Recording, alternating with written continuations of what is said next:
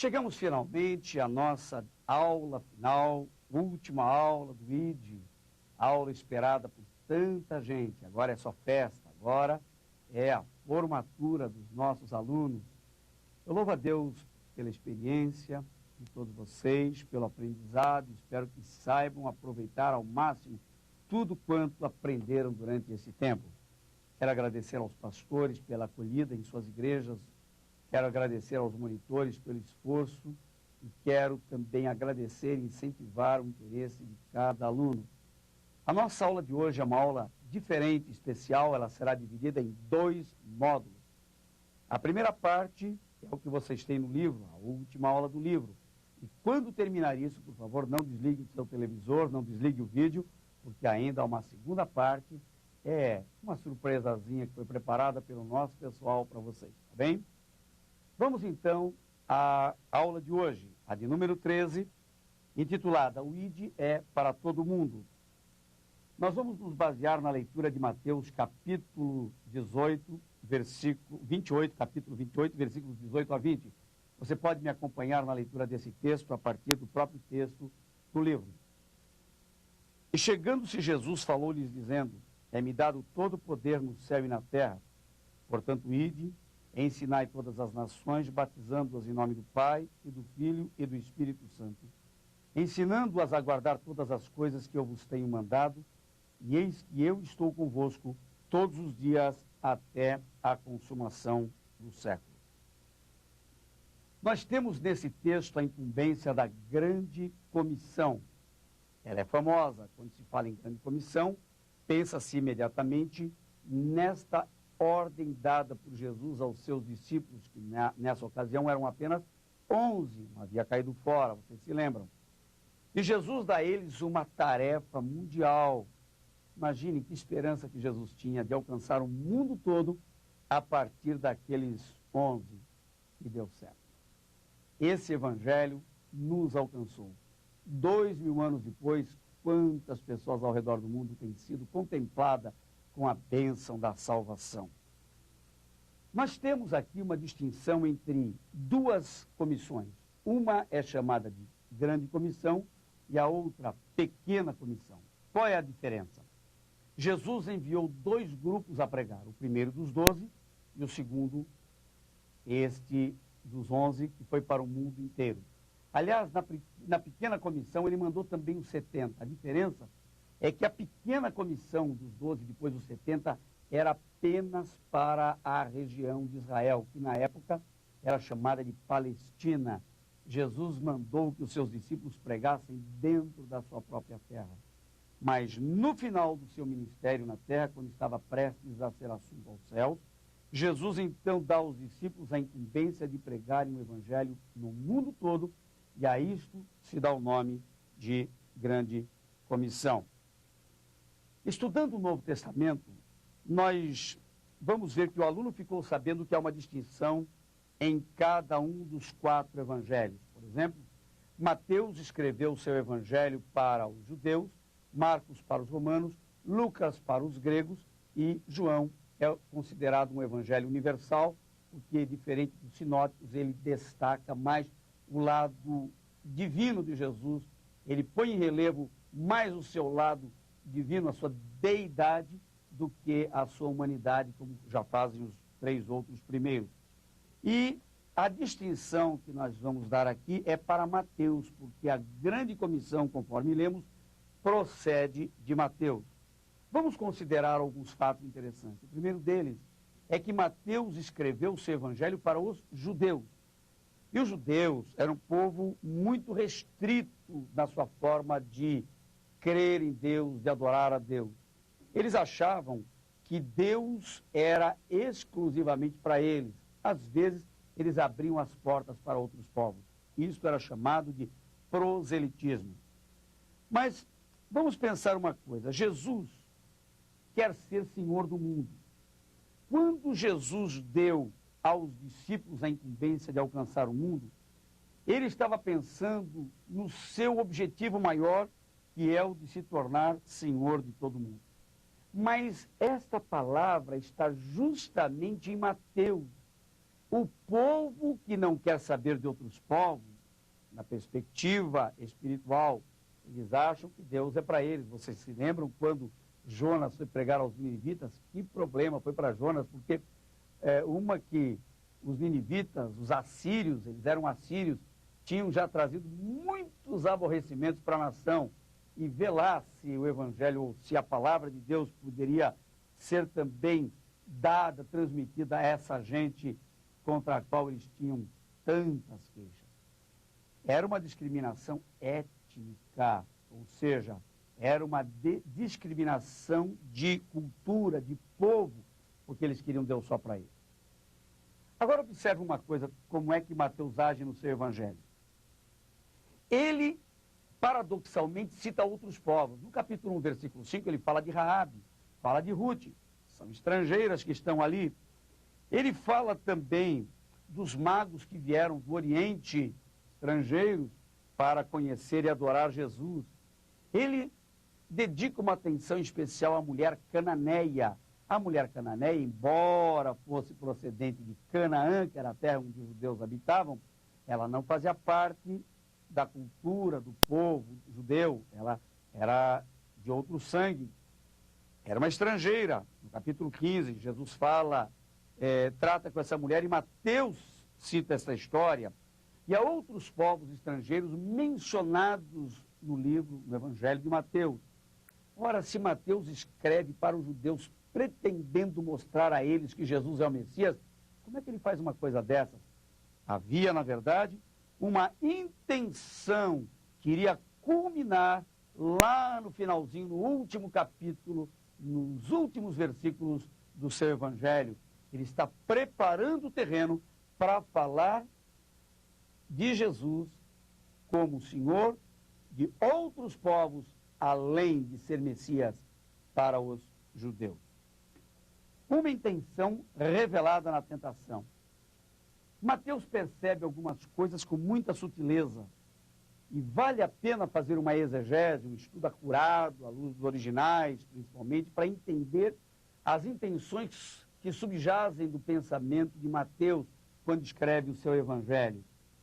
Nós temos um fato interessante quando Jesus, no capítulo 4 desse Evangelho, Jesus é levado pelo Espírito Santo ao deserto para ser tentado pelo diabo. Nessa tentação, há 3 propostas feitas por Satanás, mas uma delas é peculiar. Você se lembra quando Satanás propõe a Jesus uma troca? Ele diz: todos os reinos deste mundo te darei se prostrado me adorares. Isso está no capítulo 4, versículo 10 de Mateus.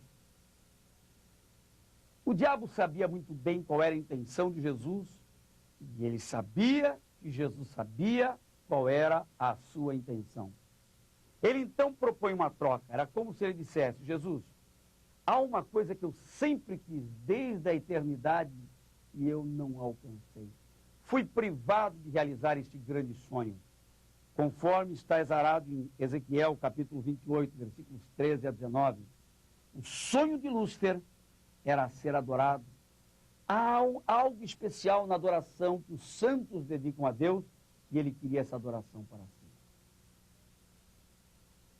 Se Jesus agora está diante de um fato como este, e ele ouve de Satanás uma proposta como a que vamos ver agora, e ele cede, seria o caos.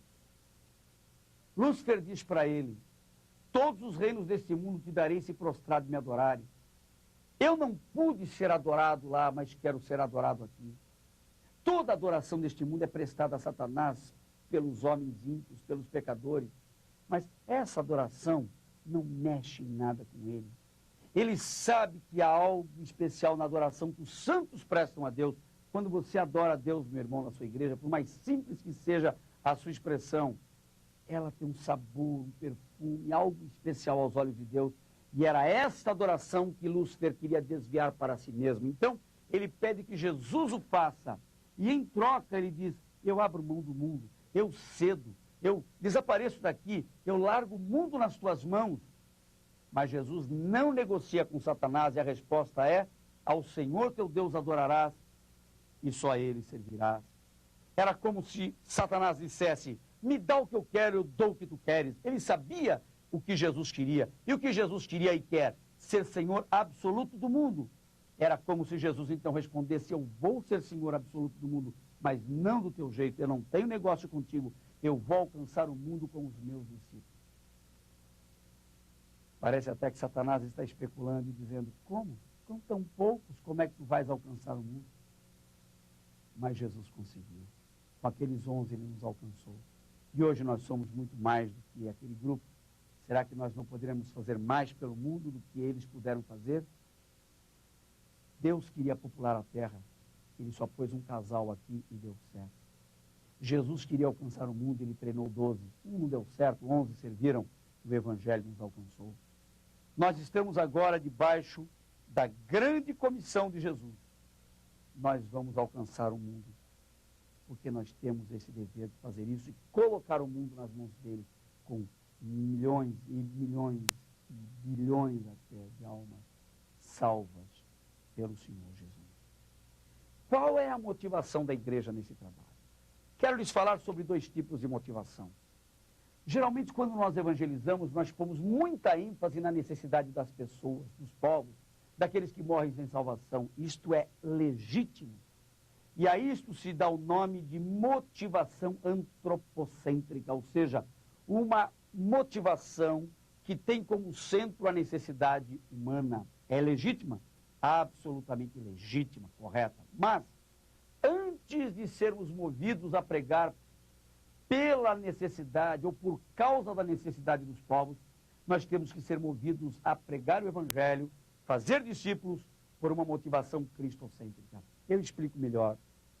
Nós não temos que evangelizar o mundo primeiro porque as pessoas precisam, mas primeiro para alcançar o mundo para Jesus, porque Ele quer ser Senhor absoluto do mundo. A primeira motivação nossa deve ser a seguinte: eu devo evangelizar porque Jesus quer ser Senhor deste mundo. Ele quer ser Senhor de cada vida. A segunda motivação: nós vamos evangelizar porque as pessoas precisam. Então, antes de mais nada, não é a carência humana, mas a vontade divina.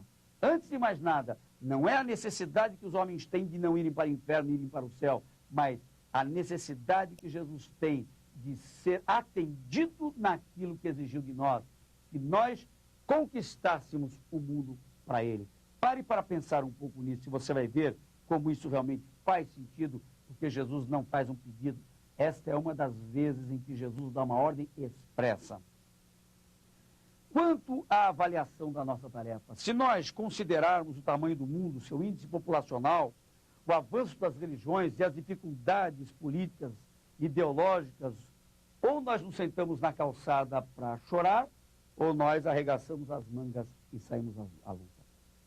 No Brasil, o Evangelho de Cristo tem alcançado milhões de pessoas, são muitas igrejas, mas ainda há muito o que fazer. E mesmo assim, temos que considerar que há muita gente para fazer, mas, enquanto isto, há outros povos que ainda não foram alcançados. Hoje eu não posso falar só do Brasil no ID, porque o ID já está em pelo menos 8 países onde se fala português. Nós estamos em 5 países da África, em culturas portuguesas. Nós estamos entrando em Portugal e estamos também nos Estados Unidos, no Canadá e no Japão. Nesses países nós estamos alcançando irmãos de fala portuguesa, estamos treinando colônias de brasileiros e portugueses também.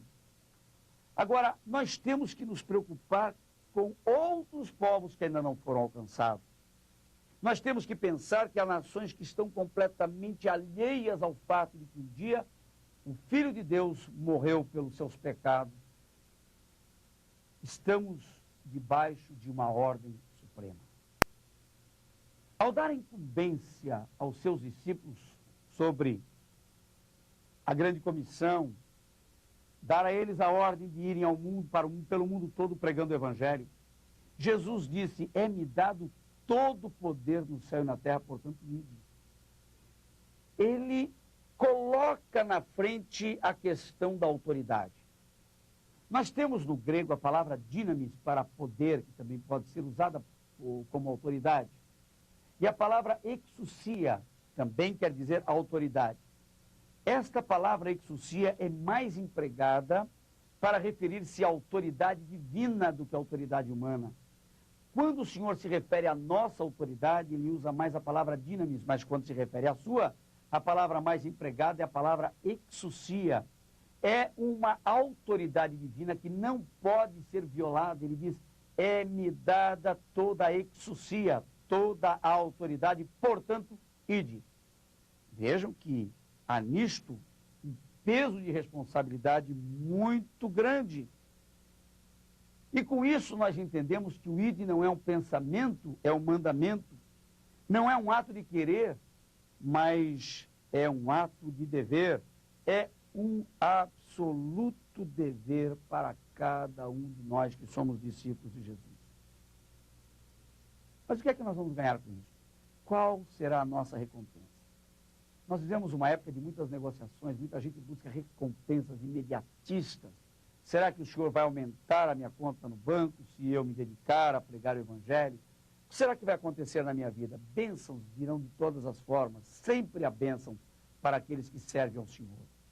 Mas neste caso, a promessa maior feita por Jesus é a seguinte, ele diz, eis que eu estou convosco todos os dias até a consumação do século. Ele se coloca como o próprio prêmio para aqueles que aceitam a incumbência de ir. Há muitos povos que nunca ouviram falar de Jesus. E nós vamos nos mexer ou não vamos nos mexer. Há muitas pessoas que estão perecendo diariamente indo para o inferno. Motivação antropocêntrica. Vamos cuidar dessas pessoas. Mas há uma intenção muito grande que subjaz no coração de Jesus. Ele quer ser o Senhor absoluto do mundo. Não seria uma maravilha se Jesus pudesse ser Senhor absoluto de todas as pessoas? Quantas pessoas ainda se recusam a submeter-se ao senhorio de Cristo em suas vidas? O mundo precisa conhecer Jesus. Aqui nós meditamos na questão do texto bíblico do ID. Agora, o nosso curso é chamado de ID, Ministério ID, Instituto de Discipulado por Extensão. E nós temos uma visão, como você pode acompanhar na página 39 do nosso livro. O ID, Instituto de Discipulado por Extensão, está atento à ordem de Jesus. Sua proposta é de treinar obreiros em todo o mundo para agilizar o crescimento da igreja. Quantos irmãos têm sido beneficiados em todo o Brasil através dessas aulas? Nós estamos alcançando lugarejos, vilas, rincões distantes, gente que nunca jamais imaginava em fazer um curso de teologia, porque não há tantos seminários teológicos espalhados pelo mundo, mas através do ID podem ser alcançadas, através desse instrumento maravilhoso que é a televisão, muito mal usada pelo mundo. Nós não recomendamos o uso da televisão no seu sistema comum, mas recomendamos o uso desse aparelho, desse instrumento, desse avanço tecnológico para o bem do Evangelho. O ID já está, como citamos há pouco, você pode ler em vários países como Moçambique, Angola, Guiné-Bissau, Cabo Verde, São Tomé e Príncipe, África do Sul, onde é uma colônia de portugueses, Estados Unidos, Portugal também, Japão, e estamos no Canadá.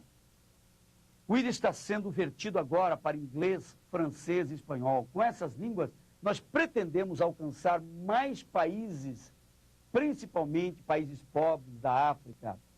Em breve, esses irmãos estarão recebendo, são muitas as cartas que recebemos destes lugares. São irmãos que estão esperando que o ID chegue para que eles possam ser treinados. Há lugares onde há verdadeiras aberrações doutrinárias. Nós sabemos de países, por exemplo, onde as crenças pagãs estão misturadas com o cristianismo. O Evangelho chegou para alguns deles da mesma maneira que chegou para os efésios, quando Apolo vai pregar na cidade de Éfeso. Ele não sabia tudo, era eloquente, mas tinha dificuldades com as doutrinas básicas do cristianismo. Estava confundindo o batismo que nós adotamos, que é o de Jesus, com o batismo de João Batista, que não tem nada a ver. Não havia ensinado aos irmãos acerca do batismo com o Espírito Santo, tanto que eles não sabiam o que significava isso. Capítulo 19 de Atos, o irmão pode recorrer lá e confirmar essas informações. Ele era sincero, mas o Evangelho chegou distorcido. Assim o Evangelho tem chegado em muitos lugares, distorcido. Sabemos de um país, por exemplo, nós estamos em contato com muitos países agora, imagine isso. Irmãos nossos adotam práticas pagãs. Quando morre uma pessoa, eles têm que matar 8 búfalos para que o sangue do 8º búfalo se encarregue de levar a alma do nosso irmão para o paraíso. Mas não havendo dinheiro, e geralmente não há, porque são pobres, para comprar o 8º búfalo, eles têm que pôr o corpo do morto, em esquife, num campo, em cima de uma pedra, esperando pelo dia quando terão recursos para tirar a alma daquela pessoa e mandar para o paraíso. Receberam o evangelho de forma quebrada, incompleta, errada.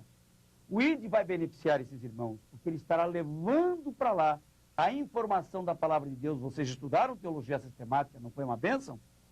Agora nós temos que alcançar o mundo. Nós temos uma incumbência muito grande. Imagine só, o mundo, a essa altura, está com cerca de 6 bilhões de habitantes. Se nós ganhássemos 100 mil almas por dia, precisaríamos de 166 anos para alcançar o mundo, se o mundo parasse de crescer. Essa informação é forte, não é verdade? Eu tenho esperança nos recursos de Deus. O ID, tenha certeza, é um deles. Porque através do ID, nós estamos treinando agora centenas de novos obreiros nesses países onde já estamos, e em nome de Jesus estaremos treinando milhares de outros obreiros em outros países. Nós dependemos do seu apoio. Entre conosco nisso. Por que você não cria na sua igreja, meu irmão, monitor, pastor, uma nova turma? Vamos recomeçar, vamos ampliar, ao mesmo tempo que você está treinando novos obreiros aí na sua igreja local, você está contribuindo com seus recursos, pagando as suas aulas, para que nós tenhamos condições. Nós não cobramos nada dos países pobres, daqueles países da África que não tem, os irmãos não têm dinheiro para nada. Fica às nossas expensas todo esse trabalho de enviar, porque nossa esperança é treinar muitos obreiros. E quanto a você? Depois de ter passado por todas essas matérias, como Antigo Testamento, Novo Testamento, teologia sistemática, variando desde os prolegômenos até a escatologia, viajando pela Terra Santa, com geografia bíblica, com o pastor Ernesto Nini, e depois de ter dado uma volta no passado com a história eclesiástica, e ter visitado as religiões, seitas, heresias através dessa matéria, você tem a sua fé, acredito, mais firmada no Senhor e na sua palavra. Agora, antes era um pouco mais difícil interpretar as Escrituras. Depois de ter passado por hermenêutica com o Dr. Russell Shedd, a sua mente se abriu. Mas leia bons livros, e nós recomendamos principalmente os livros da Editora Vida. Sempre você tem aí uma chamada, um comercial da Editora Vida. A Editora Vida tem nos apoiado. Vai aqui a nossa gratidão à Editora Vida e ao pastor Eudes Martins, ou Eude Martins. Ele é Eude Martins, pelo seu apoio. É um grande homem de Deus. Apoie a Editora Vida na sua cidade. Se você não tem uma livraria na sua igreja, comece com a Editora Vida. Tem livros excelentes. Nossa gratidão ao pastor Eude. Nós temos aqui um desafio a você, que continue lendo a palavra de Deus, que continue orando, não se estribe nos seus próprios conhecimentos, seja um crente de oração, não seja pedante, porque a coisa mais feia do mundo é gente que pensa que sabe e sai por aí como um verdadeiro trovão e pisando em cima de todo mundo e esnobando algum conhecimento, porque aprendeu alguma coisa que outros não sabiam. Olha, o conhecimento não é para nos tornar arrogantes, e sim mais humildes, porque quanto mais eu conheço a palavra de Deus, mais eu temo a Deus, mais eu vejo quanto é grande a minha responsabilidade diante dele. Eu espero, meu irmão, que você leve a sério a sua responsabilidade. Nós estamos dizendo aqui, esperamos que cada um sirva a Deus em sua igreja. Deixa eu pôr os óculos, porque senão não enxergo direito. É aquela luta de sempre. Mas nós vamos terminando assim. Líder, você aí quer que seja um líder, um auxiliar, sempre com humildade e com graça. Está lendo? Está acompanhando? Lê aí. O ID não é conclusivo, ele apenas abriu as portas do conhecimento para cada um, mas os bons livros estão aí para auxiliar a tarefa de cada um, principalmente se forem da Editora Vida. Monte em sua própria igreja uma biblioteca, aos pouquinhos, compre lá enciclopédia, compre dicionário, compre concordância bíblica, compre comentários bíblicos e livros específicos em cada uma dessas áreas aqui estudadas. Regue sempre a sua vida com muita oração. Abasteça-se da graça de Deus e confie sempre nessa graça. Jamais se estribe em seus próprios conhecimentos. Reconheça sempre a sua dependência de Deus. E o ID continuará oferecendo... Está ouvindo isso? O ID continuará oferecendo outros cursos. Você pode estar em contato conosco e fazer outros cursos de aperfeiçoamento. Espero que você tenha gostado. Algumas falhas surgiram mesmo, viu? Mas paciência, foi uma correria tremenda. Nós tivemos que correr para que vocês tivessem o material em dia. Agora nós vamos burilando aos poucos. Houve erros aí, impressão, não foi culpa da editora Vida, não, desculpe por isso. Mas a gente trabalhava conosco ali, que deu umas ratas, nem era da nossa equipe. Graças a Deus está tudo superado, vão sair novas edições corrigidas dos livros, mas a benção é que você recebeu uma boa instrução da palavra de Deus. Espero só, meu irmão, que você use isso. Use da melhor maneira. Eu espero que você tenha gosto por isso. Eu quero daqui a pouco apresentar a nossa equipe para você. Você vai saber um pouquinho como é que foram as aulas. Tivemos experiências extraordinárias. Algumas jocosas, outras muito sérias. Deixe-me contar uma delas para vocês verem como é que é o nosso esforço para levar até o irmão esse curso. O professor Ezequias de Seitas estava gravando, por exemplo, uma aula sobre mormonismo. Havia uma declaração muito pesada, eu diria tenebrosa para fazer. E ele faz uma citação disso na classe, na aula. Enquanto ele chegava aos 11 minutos de gravação, quando ele chegava naquele ponto, alguma coisa acontecia. E era sempre com o som. De repente, do nada, o som cortava.